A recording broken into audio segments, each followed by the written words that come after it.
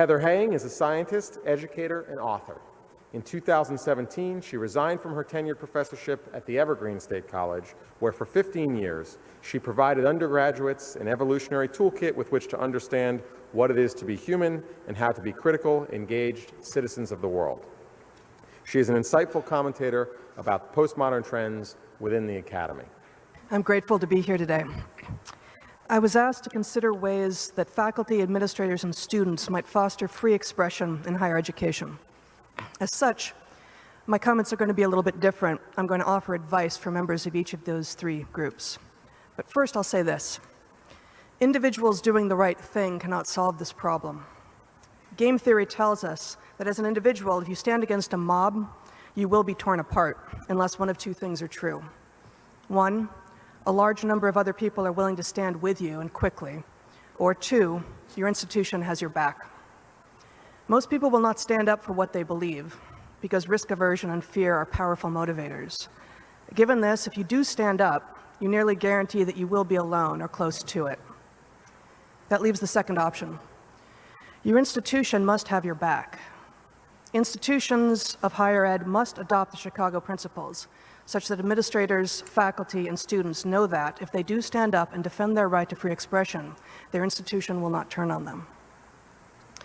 The Chicago principles are probably familiar to everyone in this room, but in summary, they guarantee, quote, all members of the university community the broadest possible latitude to speak, write, listen, challenge, and learn. This begs the question, then, what is a university for?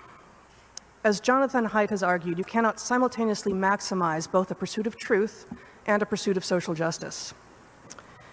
The University of Chicago has made it clear that as an institution, it sees its mission as the pursuit of truth. Compare this with the Evergreen State College, the public liberal arts college where I was tenured until resigning last year, an institution that was once pedagogically experimental and allowed for a deep dive into ideas both disconcerting and dangerous. In 2011, Evergreen modified its mission statement to read, in part, Evergreen supports and benefits from a local and global commitment to social justice. This seems innocuous on its face. Not only that, it seems morally good, and therefore that anyone objecting to it must be somehow on the wrong side of issues that us good people care about. This is, in fact, where the danger lies. The search for truth and beauty in its many forms is what higher education is for and about. The Enlightenment opened up our world and gave us, among other things, the beginning of a formalization of the scientific method. One of the great strengths of the scientific method is its ability to reduce the role of bias and emotion in what we understand to be true.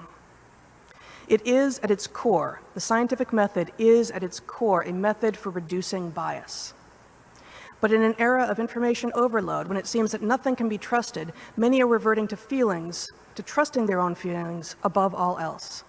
It is ironic that as people have come to lose faith in our system, they have run from science rather than towards it. For while scientists themselves are humans, and therefore fallible, rigorous application of the scientific method is the best cure for human fallibility ever devised. One key distinction between humans and non-human animals is that we acquire insight cumulatively. Not only do we stand on the shoulders of giants, but riding on the shoulders of giants is kind of our niche. We should learn from them when we can, and credit them always. What we should not do is trust that they are right simply because they are famous, or lauded, or because it is easier than thinking for ourselves. Institutions of higher ed are supposed to be in the business of making, assessing, and communicating truth claims, and teaching others how to do the same. So in light of that, my advice, first to administrators, then to faculty, and finally to students, is as follows. Once an institution adopts the Chicago principles, administrators are free to embrace and uphold them by, among other things, creating an explicit expectation that protest is acceptable, honorable even, but not if it hinders others' ability to hear, convey, and exchange ideas. Administrators should not allow vocal authoritarian minorities to hold their campus hostage. And they certainly should not collude with such vocal minorities in order to achieve their own goals. We are, in effect, experiencing a dearth of adults, people willing to make unpopular decisions and stand by them. When someone throws a tantrum, regardless of their age, ceding to them because it is easier in the moment is always the wrong response. It creates larger tantrums down the road. Administrators and faculty, in their role as hiring authorities, change their campus with every hire of new faculty. So when hiring a chemist, for instance, hire an actual chemist, not a chemistry educator, which is code for something else entirely. To faculty, my advice is a little bit trickier, as faculty are in some ways the most entrenched of the lot. Those without tenure are at risk of blowback for politically incorrect actions or views, and those with tenure are more likely to defend the status quo than to question it, although tenure is supposed to allow for exactly the opposite. Faculty, do not model authoritarianism in your own classrooms, labs, or studios. Do not rule with fear or pointless workload. Ruling with fear is easier, perhaps, than establishing trust and allowing dissent, but it will backfire. Similarly, faculty, do not encourage students to respect you based on your credentials, either implicitly or explicitly. It is your ability to convey and wrestle with ideas that is valuable, which you can and should model for the students. This is the one point of difference I would take with Heather McDonald from this morning. This requires risking being wrong and being willing to return to your students with information that is more accurate or relevant to the question at hand. You need, as faculty, to be willing to make corrections, to be able to say, I was wrong about X, here's why. Think of yourself not as gatekeepers to hallowed halls, but as mentors and fellow humans who are learning as you go. Many people now use the internet for discussion of deep, resonant, complex ideas, which can be fruitful. But if you do so rather than coming together in real life, with people who may disagree, you guarantee finding yourself in a silo out of which you cannot see. Such echo chambers can become so loud and self-referential that you cannot cease to believe in the reality, that you can cease to believe in the reality of anything outside of them. Too many classrooms are not places for engagement, but rather for bland dissemination of facts. Time together is precious. Let us be willing to disagree with respect and able to shift as we take new ideas and ways of thinking on board. The revisioning of belief in the face of new evidence is core to the scientific method.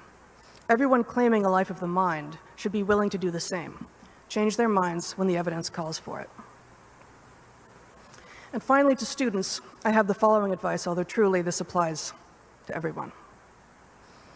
Consider the distinction between being part of a group and being a follower. Speak up in small conversations among friends when you know that there is social pressure not to do so. Perhaps you lack the confidence that your convictions are apt, but being silenced into not exploring them is evidence that something is amiss. Be open. Walk around with positive expectation rather than a feeling of grim defeat, and more actually diverse experiences will come your way.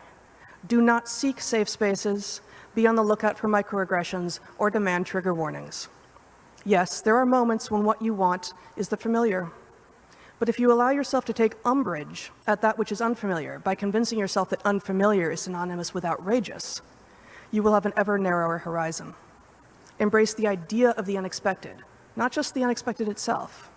This will be easier to do if you, one, have friends who actually think differently from you or have different life experiences. Two, travel, leaving behind as many of the reminders and comforts of home as you can so that you actually immerse yourself in other people's worlds. And three, explore the physical world and not just the social one. The physical world provides non-gameable feedback on how well you are doing. Spend time engaging with experiences and tools such as sport or carpentry or cooking that do not respond to emotion and manipulation, and you will learn much about the universe.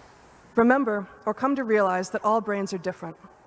Nearly all students at elite colleges, and many students at all institutions of higher ed, have a particular way of being academically successful. They read easily, follow commands to do homework even when it feels pointless, have at least some facility with writing and math. But there are many brilliant people out there who do not fall into this rubric. Neurological diversity crosses all demographic lines. And finally, do not let anyone tell you, we don't ask those questions here. Dangerous questions exist, and there are going to be some ugly answers. Education and research, the twin goals of post-secondary institutions, are the routes towards understanding and ultimately minimizing the prevalence of ugliness in human interactions moving forward. Disappearing ugly facts or silencing those who speak about them gives those facts power that they do not deserve. So, students, choose an institution that has adopted the Chicago principles and then learn how to shed light on the dark corners of inquiry and of your own mind. Thank you.